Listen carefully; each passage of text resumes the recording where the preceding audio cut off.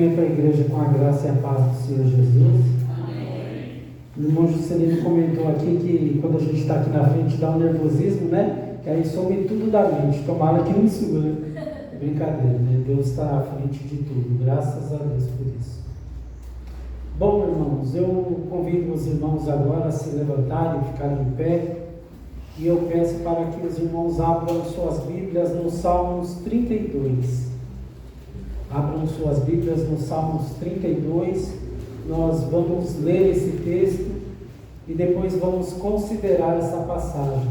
Salmos 32, Salmos de Davi.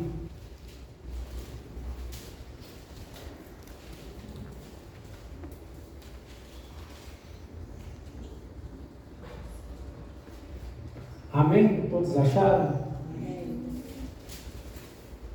Também vai estar no telão também para os irmãos acompanharem. E no telão também é a minha tradução. A palavra de Deus diz assim, irmãos: bem-aventurados aquele cuja iniquidade é perdoada e cujo pecado é coberto. Bem-aventurado o homem a quem o Senhor não atribui iniquidade, em cujo espírito não há dolo. Enquanto calei os meus pecados, envelheceram os meus ossos pelos meus constantes gemidos todo dia. Porque a tua mão pesava dia e noite sobre mim, e o meu vigor se tornou como sequidão de estio. Confessei-te o meu pecado, a minha iniquidade não mais ocultei. Disse: confessarei ao Senhor as minhas transgressões, e tu perdoaste a iniquidade do meu pecado. Sendo assim, todo homem piedoso te fará súplicas em tempo de poder encontrar-te. Com efeito, quando transbordarem muitas águas, não o atingirão. Tu és o meu esconderijo, tu me preservas da tribulação e me cercas de alegres cantos de livramento. Instruí-te-ei e te ensinarei o caminho que deves seguir, e sobre as minhas vistas te darei conselho. Não sejais como cavalo ou mula, sem entendimento, aos quais com freios e cabestros são dominados. De outra sorte não te obedecem. Muito sofrimento terá de curtir o ímpio, mas os que confiam no Senhor, a misericórdia o assistirá. Alegrai-vos no Senhor e regozijai-vos, ó justos. Exaltai, vós todos que sois retos de coração. Amém, irmãos? Oremos mais uma vez. Grandioso Deus, eterno Pai, santo é teu nome, Senhor. Pai amado, queremos te pedir agora, Pai, que o Senhor estenda a tua graça, a tua misericórdia sobre nós. E venha com o teu Espírito, Senhor, falar aos nossos corações, às nossas mentes, Pai. Para que cada vez mais estejamos perto de Ti, Senhor. Cada vez mais alegramos o seu coração, Pai, através da obediência da tua palavra, Senhor. Esteja conosco neste momento para aprendermos aquilo que o Senhor quer passar para nós, Senhor. Tenha misericórdia de mim, Pai, que estou aqui à frente, Pai. Que eu venha falar somente da tua palavra e que somente o Senhor seja glorificado. Abençoe a todos os meus irmãos para sairmos daqui fortalecidos e cheios da graça do Senhor. Esta é a minha oração. Eu peço perdão pelos nossos pecados. Em nome de Jesus Cristo. Amém. Os irmãos podem assentar, por favor.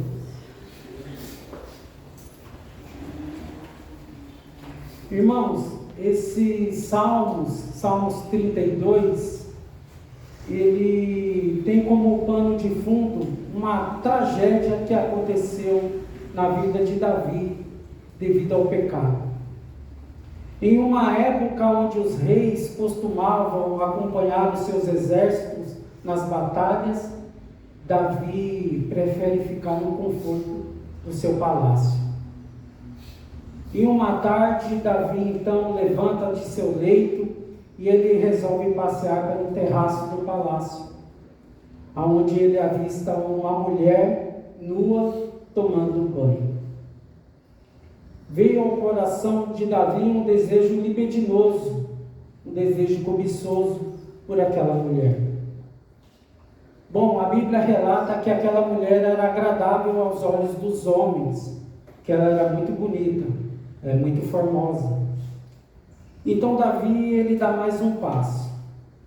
Davi pede para que o mensageiro vá até a casa dessa mulher, então ali ele possa ter mais informações sobre ela. O mensageiro vem até Davi e fala para ele que o nome daquela mulher é Batseba e que ela é casada. O mensageiro também dá outras informações. Fala que o marido de Batseba, Urias, o heteu, ele está no exército de Israel nas batalhas. Bom, diante dessas informações, mesmo sabendo que Batseba é casada, Davi dá mais outro passo.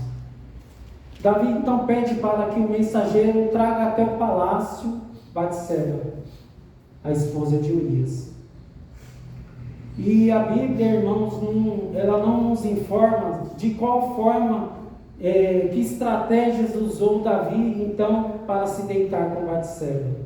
A Bíblia ela não nos informa qual foi o galanteio, se ele a forçou, de que forma então Davi seduziu Batseba. Mas o fato é que Davi então deitou com Batseba e adulterou. No dia seguinte, Davi manda Batseba embora para sua casa. E tudo fica escondido, coberto. Ninguém descobriu nada, ninguém ficou sabendo, tudo certo. Pouco tempo depois, Davi então tem uma informação. Batseba manda uma mensagem para ele dizendo que ela está grávida. Agora Davi está com uma grande batata quente na mão. Porque na tradição judaica, na lei, diz que uma mulher adúltera, ela deve ser apedrejada. E agora, o que Davi vai fazer? Batseba é casada, seu marido está na guerra. Davi agora, ele está com uma grande batata quente na mão. O que Davi vai fazer então? Davi tem uma ideia. Davi pensa assim: então vou chamar Urias do campo de batalha, vou trazer ele até o palácio, e como se ele fosse alguém muito importante aqui, vou dar alguns privilégios a ele. Assim Urias pode ir para a sua casa, ver sua família, deitar-se com sua esposa, então tudo fica coberto. Essa foi a estratégia de Davi. Urias vem do campo de batalha, vem até o palácio, mas Davi não contava que Urias era um homem íntegro, um homem reto, um homem justo. E Davi então faz essa proposta para Urias, para que ele então tenha esses privilégios. Davi recebe ele com status, Davi ali é dissimulado. Mas Urias responde a Davi de um jeito que Davi não previa. Urias fala: tão certo como o Senhor vive, jamais farei isso. Eu não vou estar aqui tendo alguns privilégios com minha esposa em minha casa, sendo que os meus companheiros estão na guerra, privados de qualquer conforto e correndo o risco de morte. Tão certo como o Senhor vive, não farei isso. E realmente Urias não fez isso. Urias preferiu dormir à porta do palácio. Mas aí Davi dá mais um passo. Davi pensa assim: bom, então vou fazer um grande banquete. Vou convidar Urias, e aí vou dar bebida a ele bêbado, ele vai para casa, se deita com sua mulher, no outro dia ele nem vai lembrar de nada. Então Davi faz isso, convida Urias, consegue embebedá-lo, mas Urias novamente deita as portas do palácio e não vai para sua casa. Bom, e agora? O que Davi vai fazer? Davi agora começa a ser cruel. Além de dissimulado, Davi é cruel. Davi então pensa assim: vou escrever uma carta. Davi escreve uma carta então para o comandante Joabe, e esta carta diz assim: para que o comandante Joabe coloque Urias na frente de batalha, sem nenhuma retaguarda, sem nenhuma proteção. Davi estando à frente ali com mais alguns soldados, então ali ele vai ser morto pelo exército inimigo. Assim Davi pensa. Davi escreve essa carta e com requintes de crueldade, Davi sela essa carta e entrega ao portador. Quem era o portador? O próprio Urias. Urias então leva a carta ao comandante Joabe, sem saber que aquela carta ali era a sentença da sua própria morte. O comandante Joabe faz o que Davi pediu, coloca Urias na frente de batalha, sem nenhuma retaguarda, sem nenhuma proteção. Urias então é exposto com mais alguns companheiros e é morto pelos flecheiros do exército inimigo. Davi está no palácio ansioso para saber notícias da batalha. Ele quer saber se o plano dele está dando certo. Então o comandante Joabe escreve uma carta para Davi dizendo que o progresso na batalha está sendo pouco, muitos soldados estão morrendo, e uma notinha no rodapé diz que Urias, o Eteu, também que estava à frente da batalha, foi morto. Era a senha que Davi precisava. Agora Davi pode dar andamento no seu plano. Davi, dissimulado, o que Davi faz? Resolve se casar com a viúva grávida. Davi se faz de dissimulado, de bom moço, de alguém justo, então ele resolve casar-se então com Batseba.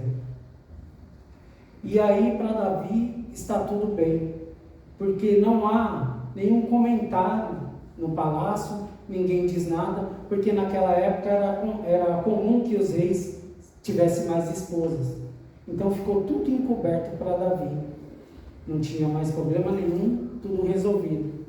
Davi em nenhum momento confessou seu pecado a ninguém e muito menos a Deus. Davi mantinha tudo escondido. Só que quando nós olhamos para o Salmos 32 que acabamos de ler, nós vimos que não é bem assim. Porque os Salmos, ele nos fala que Davi vem se quebrantando. Davi, com um pouco aqui de tempo, Davi vem então se arrependendo do seu pecado. Mas nós somos informados, irmãos, no Salmos 32, que a mão de Deus pesava sobre a consciência de Davi. Davi andava triste, Davi andava desesperado, Davi não dormia mais, não conseguia colocar sua cabeça no travesseiro para descansar. Dia e noite, Davi ficava pensando sobre isso, sobre seu grave pecado. Mas em nenhum momento Davi confessou seu pecado a Deus. Continuava levando uma vida como se nada tivesse acontecido. Bom, irmãos, passou um pouco de tempo, Deus resolveu lembrar Davi do seu pecado. Deus então manda o profeta Natã até Davi, para dizer para Davi que de Deus não se esconde nada, que Deus sabe todas as coisas. É interessante que o profeta Natã, ele não chega apontando o dedo na cara de Davi, dizendo, você pecou contra Deus. Não, o profeta prefere contar uma história. O profeta chega para Davi para contar uma história, e dentro dessa história, o próprio Davi vai dar o diagnóstico do seu pecado. Interessante isso, né, irmãos? O profeta usou de um jeito onde Davi vai perceber o tamanho do pecado que cometeu. E dentro desse diálogo, que eu quero que os irmãos acompanhem comigo na leitura, porque Davi é segundo o coração de Deus, não é isso? Mas mesmo assim, irmãos, todos que pecam vão pagar as consequências do seu pecado. E não foi diferente para Davi. Deus não passa a mão na cabeça de ninguém. Aquele que pecar vai sofrer as consequências dos seus pecados. E Davi não foi diferente. Nós vamos ler que o pecado gravíssimo de Davi afetou a sua vida, afetou o seu reinado e afetou a sua família. Então eu peço para que os irmãos acompanhem comigo atentamente Então, o diagnóstico que Deus deu, né, nesse pecado de Davi. Eu vou pedir para os irmãos abrirem 2 Samuel, capítulo 12.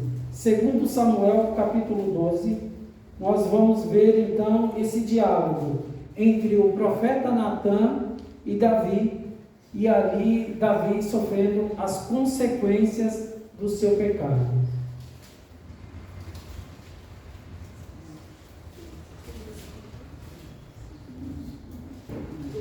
Segundo Samuel, o livro de 2 Samuel está um pouquinho mais atrás de Salmos, no capítulo 12.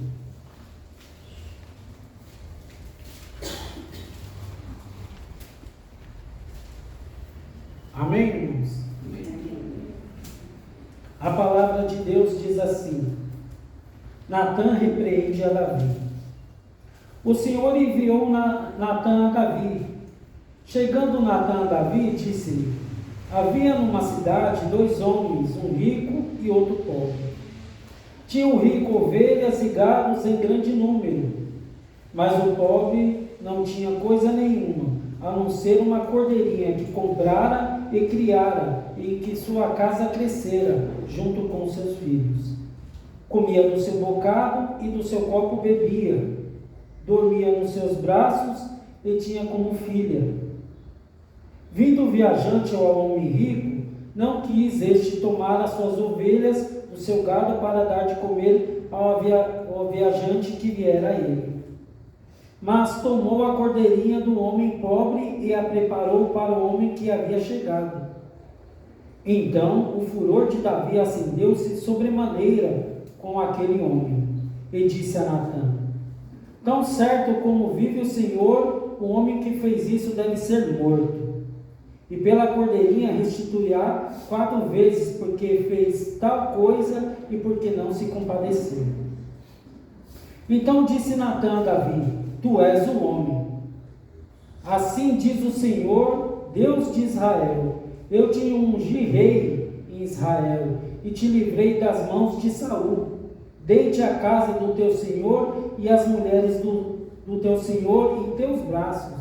E também dei a ti a casa de Israel e de Judá. E se fora isso pouco, teria acrescentado tais e tais coisas. Porque, pois, desprezaste a palavra do Senhor, fazendo o que era mal perante ele? A Urias, o heteu, feriste a espada, e a mulher dele tomaste por mulher. Depois de o matar com a espada dos filhos de Amon. Agora, pois, não se apartará a espada jamais da tua casa, porquanto me desprezastes e tomaste a mulher de Urias, o heteu, para ser tua mulher. Assim diz o Senhor: eis que da tua própria casa suscitarei o mal sobre ti, e tomarei tuas mulheres à tua própria vista, e darei ao teu próximo, ao qual se deitará com ela em plena luz deste sol. Porque tu fizeste em oculto, mas eu farei isso perante todo Israel e perante o sol. Então disse Davi a Natã: pequei contra o Senhor. Disse Natã a Davi: também o Senhor te perdoou o teu pecado, não morrerás. Mas posto que com isso deste motivo a que blasfemassem os inimigos do Senhor, também o filho que te nasceu morrerá. Então Natã foi para a sua casa. Bom, irmãos, nós vimos então aqui a consequência do pecado de Davi. Terrível, terrível consequência. Nós vemos aqui então 3 pecados graves que Davi cometeu.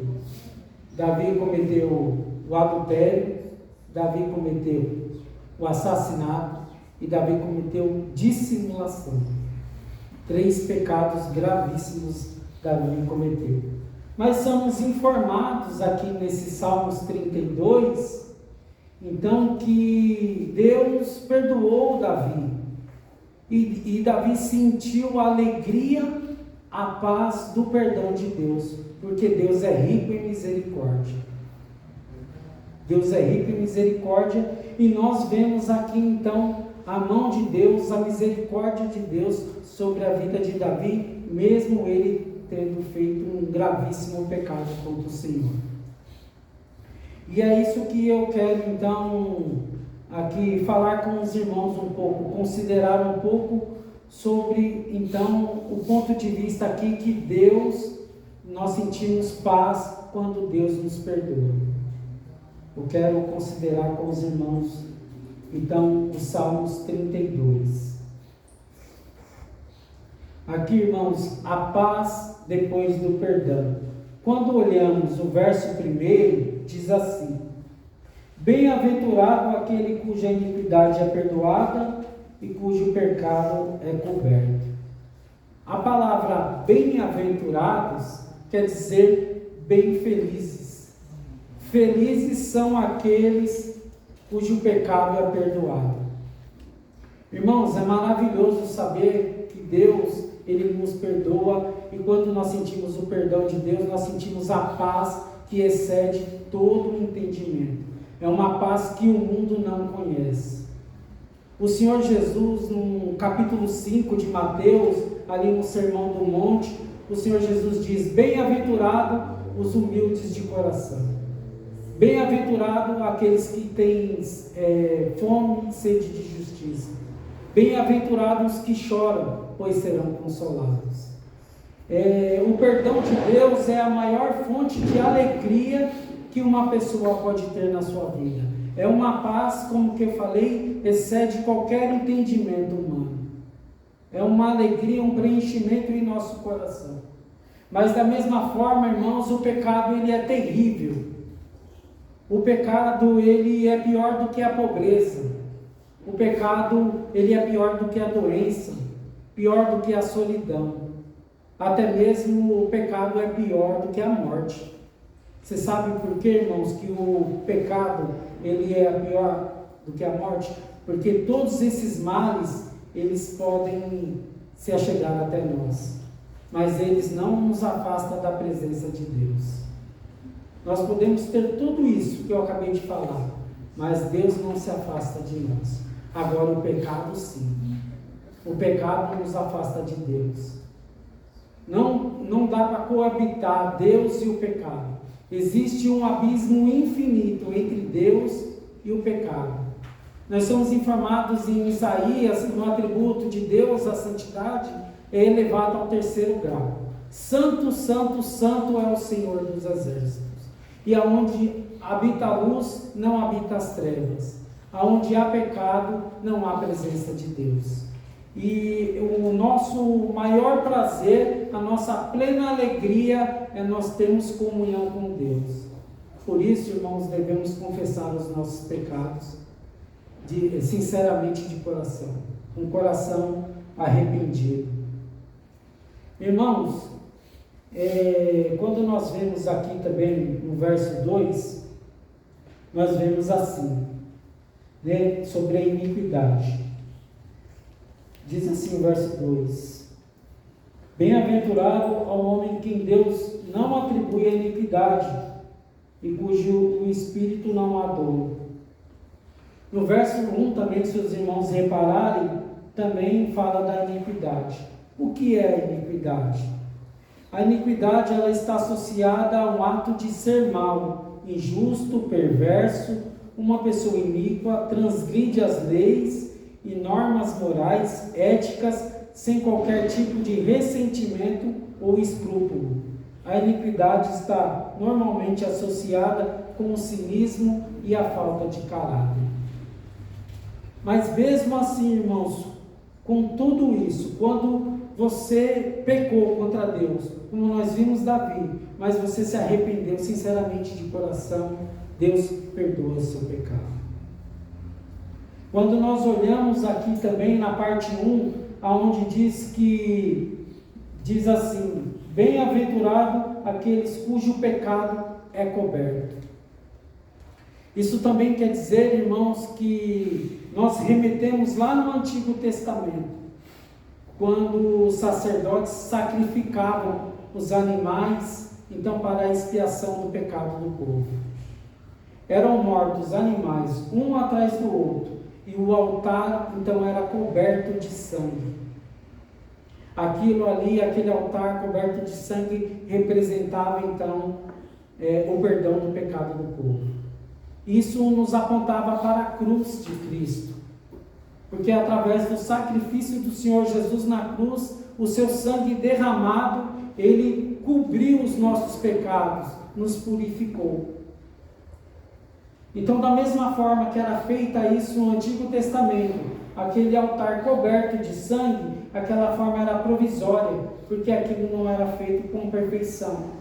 Era preciso se fazer isso constantemente. Mas quando nós olhamos para a cruz de Cristo, o Senhor fez de uma forma perfeita, uma forma única. E o Senhor então derramou o seu pecado, o Senhor então ali derramou o seu sangue e nos cobriu de todo pecado e de toda injustiça. Amém.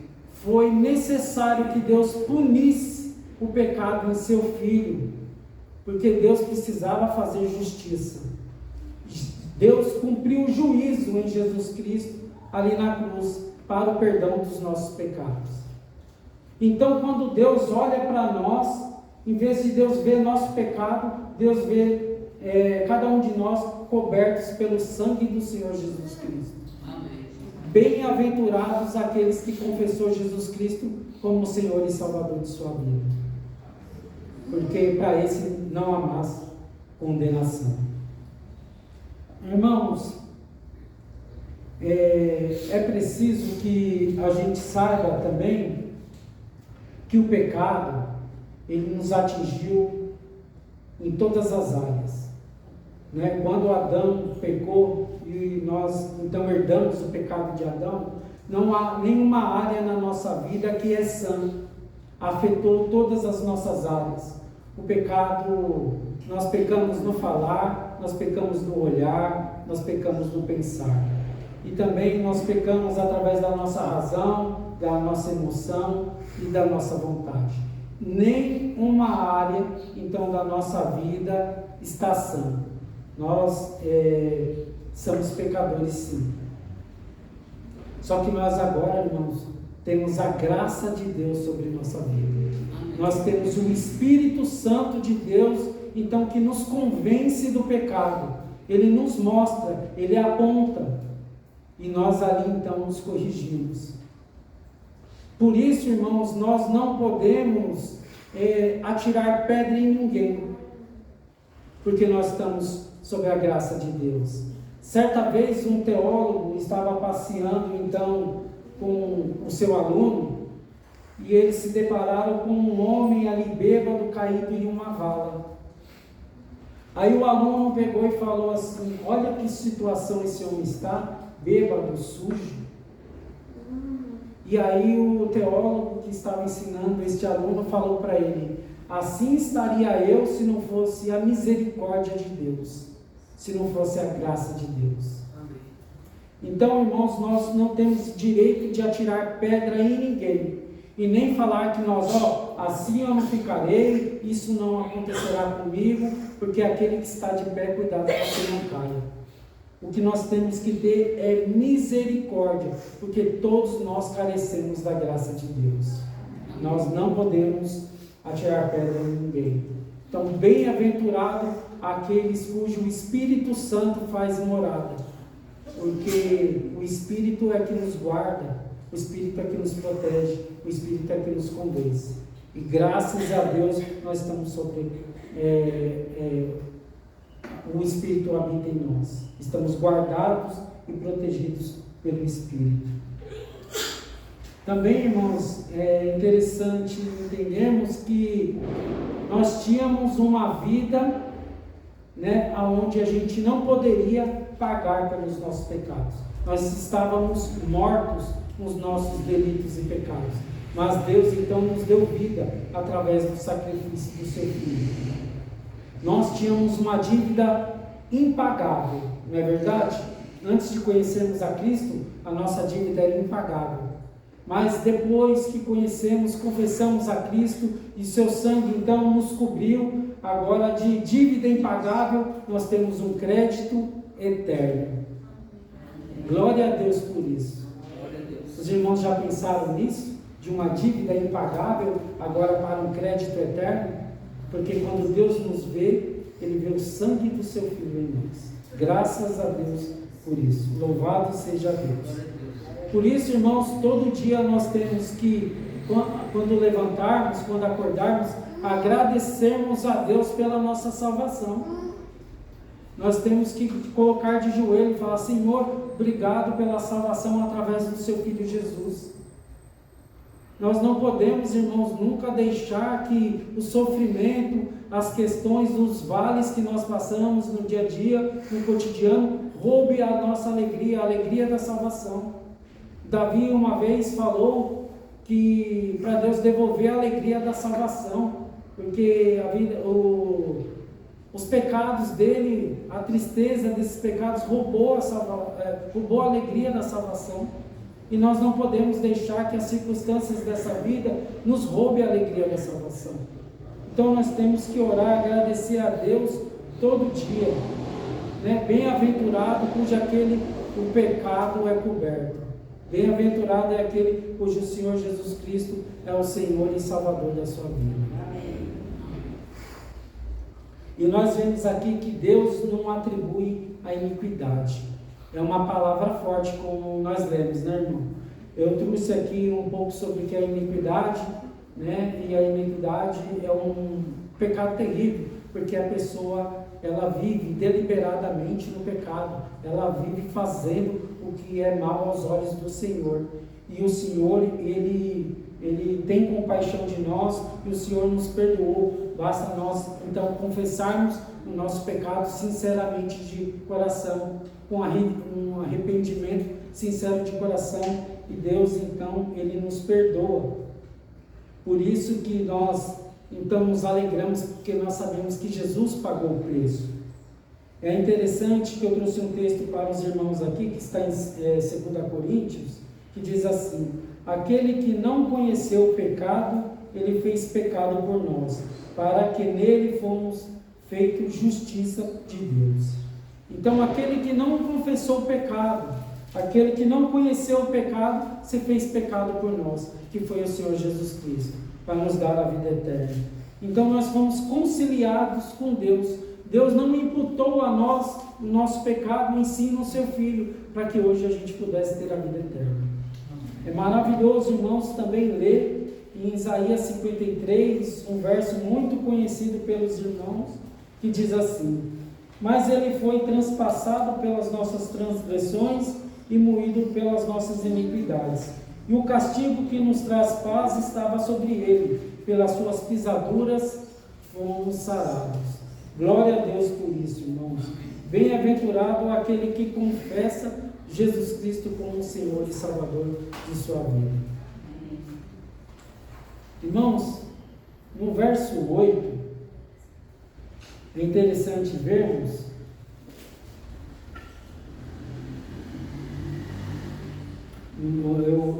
é a página 8 aqui, é no verso 2 ainda, que diz assim: bem-aventurado o homem a quem o Senhor não atribui iniquidade e cujo espírito não há dolo. Né? O que significa dolo? Significa a má intenção, a pessoa que tem uma intenção de fazer a maldade, né? Ela planeja a maldade. E quando nós vamos então para a nossa lei humana aqui, existe o crime culposo e o crime doloso. O crime culposo é o crime quando não há intenção de matar. Vamos supor, você está dirigindo o seu carro e você está com os documentos tudo legalizados, você está dirigindo na velocidade permitida e alguém imprudente entra na sua frente, você acaba atropelando essa pessoa e uma fatalidade acontece ali. Você não teve a intenção. Você vai responder por um crime culposo. Não houve a intenção de matar. Agora, o crime doloso foi o que Davi cometeu. Davi mandou Urias à frente de batalha para que ele morresse. Davi planejou então esse crime. Esse crime é um crime doloso, onde há a intenção de matar. Mas nós hoje, irmãos, temos o Espírito Santo que habita em nós. E nós não vivemos desta forma. Aquele que é regenerado, que é nascido de novo, ele não tem a maldade, ele não planeja a má intenção sobre outras pessoas. Ele não planeja algo que faça, que derrube o seu irmão. Ele não planeja nada que faça mal para outras pessoas. Porque nós não somos mais escravos do pecado. Nós não mais pecamos deliberadamente. Porque o Espírito nos convence do pecado. E assim, irmãos, nós não vivemos na iniquidade. Porque o Espírito que habita em nós, ele tem cuidado de nós. Então, nós vemos aqui que a misericórdia, o perdão de Deus traz a paz para todos nós. Amém. É interessante também, irmãos, acompanhar o verso 3 e o 4 comigo, que diz assim: enquanto calei os meus pecados, envelheceram os meus ossos pelos meus constantes gemidos todo dia, porque a tua mão pesava dia e noite sobre mim, e o meu vigor se tornou como sequidão de estio.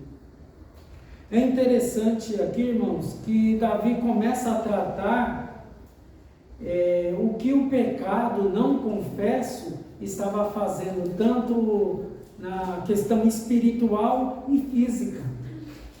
Davi começa a tratar aqui que ele está agora sofrendo, então, doenças físicas e mentais devido ao pecado, dando continuidade ao pecado, o pecado não confesso. Ele vem falar aqui, irmãos, que uma pessoa que vive no pecado, que ela não confessa, ela não se arrepende, ela não tem paz, ela não tem sossego. A pessoa não dorme, a pessoa não come, e a doença então vem sobre essa pessoa. O pecado, irmãos, e eu até coloco também a falta de perdão, é você tomar um copo de veneno todo dia. E Davi aqui, o pecado corroía ele de certa forma que ele falava então que os ossos dele se envelheciam, os gemidos de tanta dor ali que ele sentia o osso correr devido ao pecado. Já estava influenciando em sua mente e na questão física também. E é interessante quando nós vamos para a área da medicina, os médicos falam que 50% dos pacientes têm doenças psicossomáticas, né? Essas doenças psicossomáticas são doenças que estão relacionadas à raiva, à tristeza, à angústia, o estresse, o medo, emoções, irmãos, né? O pecado, né? Viver no pecado, e eu também coloco a falta de perdão, trazem essas doenças, corrói a nossa vida, e é comprovado na medicina isso. E era isso que Davi estava falando, porque ele falou assim: porque a tua mão pesava dia e noite sobre mim, e o meu vigor se tornou como sequidão de estio. Os ossos começam a secar. Davi agora estava dando sintomas aqui e estava ficando doente devido ao pecado, devido a ele prolongar o pecado dele. Então, irmãos, que nós ficamos atentos sobre isso também. Devemos confessar os nossos pecados. Não devemos ter pecados de estimação. Devemos pedir a ajuda de Deus para que Deus então nos ajude. Ainda no verso 4, diz assim, irmãos: porque a tua mão pesava dia e noite sobre mim. É interessante aqui, irmãos, que Davi, ele falava que ele não tinha paz. Dia e noite, então, a mão de Deus pesava sobre ele. Eu mesmo, quando faço minha oração, eu tenho uma maneira de falar assim para Deus, então, colocar sua mão poderosa sobre mim, proteger a mim, a minha família, né? Que Deus, então, coloque sua mão, guarde minha casa, meu lar. Eu uso muito essa forma de oração, falando sobre as mãos do Senhor. Quando eu era criança, Eu gostava daquela música, aquele hino que falava: segura na mão de Deus, segura na mão de Deus. Mas hoje, teologicamente, né, quando a gente olha para a palavra de Deus, se nós segurarmos a mão de Deus, a gente solta, porque a gente é frágil, a gente é fraco. Mas, irmãos, quando você estende sua mão e Deus segura a sua mão, nada separa, então, Deus de você. Nada separa. Quando Deus segura na sua mão, sabe o que quer dizer, irmãos? Que você se colocou em total dependência de Deus. Então, se você segura, é porque ainda você que tem que segurar, você que tem que fazer a força, e nós somos fracos. Mas quando Deus segura, irmãos, aí nada nos faz separar do amor de Deus. Deus, ele é maravilhoso. Então, mas Davi, irmãos, ele via ali então a mão de Deus pesar sobre ele dia e noite, e ele não tinha descanso. Ele não tinha descanso, porque ele não confessou o seu pecado, e ele mantinha tudo encoberto.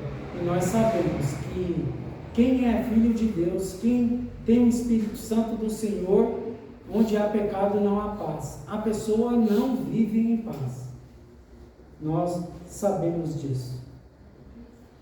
Eu quero também considerar o verso 5 com os irmãos, que há a paz quando confessamos o nosso pecado.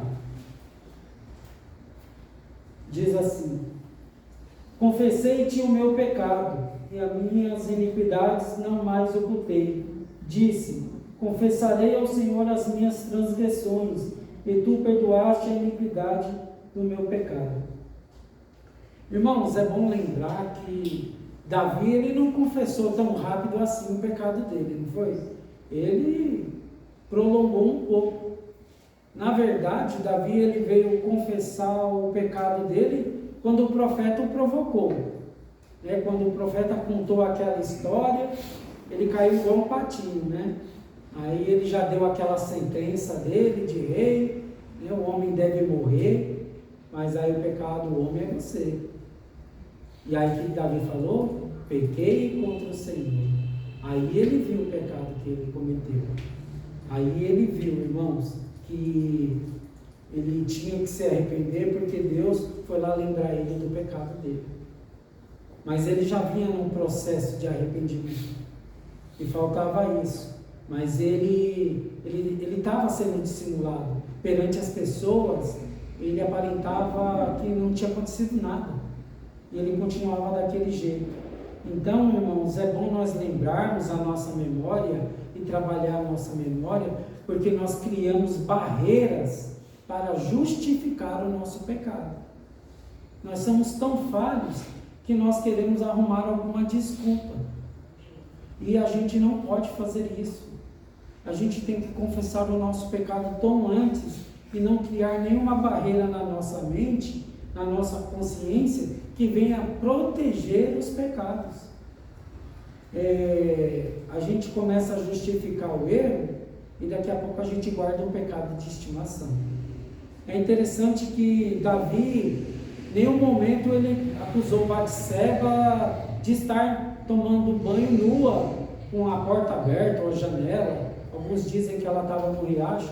Bom, de qualquer forma, ele não acusou ela, e o texto também não diz nada sobre isso, né? Mas se nós fôssemos falar disso, a gente estaria acrescentando alguma coisa. Eu não sei se ela foi imprudente, o que aconteceu ali. Mas o fato é que Davi não acusou Batseba, igual nós vimos Adão acusando Eva, né? Foi a mulher que o Senhor me deu, né? Foi a mulher que o Senhor me deu. Mas nós não vemos Davi acusando Batseba. Só que hoje, irmãos, a gente tem que tomar muito cuidado. Assim, de certa forma, se Batseba ali não se cuidou de fechar a porta ou a janela, e acabou ali, então, Davi vendo ela, a gente tem que tomar cuidado, né? Ter precaução. Hoje a gente vê muito aí no mundo aí fora, eu não sei se posso falar, né? A cultura que está tendo por aí é que cada vez que passa, cada geração que passa, as roupas vêm se diminuindo. né? A gente vê aí o mundo como é que está, e hoje nós vemos que aos poucos a igreja tem sido influenciada de uma forma ali sutil, está trazendo estas questões, e tem sido difícil aos pastores, né, lidar com essa situação na questão até da vestimenta. E a gente tem que ter cuidado, porque quando eu estava ouvindo a mensagem que o pastor Fábio trouxe, quando ele estava falando do livro de Êxodo, que quando Moisés subiu ao monte ali, Deus falou para ele: tire sua sandália, porque o local que você está é santo, é sagrado. Não é porque o local é sagrado ou é santo, mas porque Deus se faz presente, não é verdade? Então aqui é um local santo porque Deus se faz presente. Deus está conosco em todo lugar, né? Isso nós sabemos, isso nós temos certeza. Mas quando nós olhamos para a casa do Senhor, né, com a nossa vestimenta, por exemplo, quando nós vimos para a casa do Senhor, nós temos que nos perguntar: será que o Deus que se faz presente nesta reunião aqui hoje vai se agradar da nossa vestimenta? Eu tenho certeza, irmãos, se nós nos colocarmos à frente de um espelho e fazer essa pergunta antes de virmos para a casa do Senhor: Senhor, essa roupa te agrada? O Espírito vai nos convencer, ele vai falar se a roupa é adequada ou não. Então, que nós tenhamos esse cuidado, essa reverência, esse temor, como Moisés teve lá no monte, de tirar as sandálias perto do Senhor. Porque senão, irmãos, sabe o que a gente vai começar a fazer? Isso, cauterizar a nossa mente, justificando. A maldade está no olhar de quem vê. É uma desculpa. Ou eu vou com essa roupa porque tal pessoa vai também. A gente vai cauterizando a nossa mente. E aí a gente vai criando barreiras para justificar o nosso pecado. Nós viemos aqui servir um Deus santo. Então tiramos a sandália, né, como foi ali no monte, a reverência. Aqui também a gente tem que ter reverência com a vestimenta.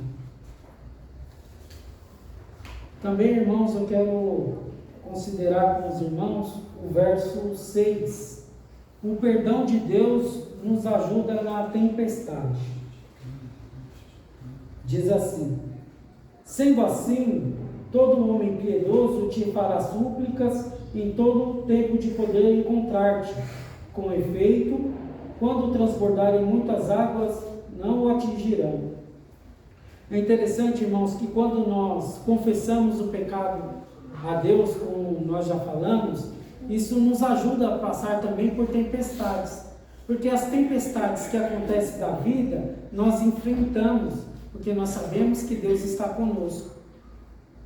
Então nós sabemos que Deus está à frente e que Deus está cuidando de tudo.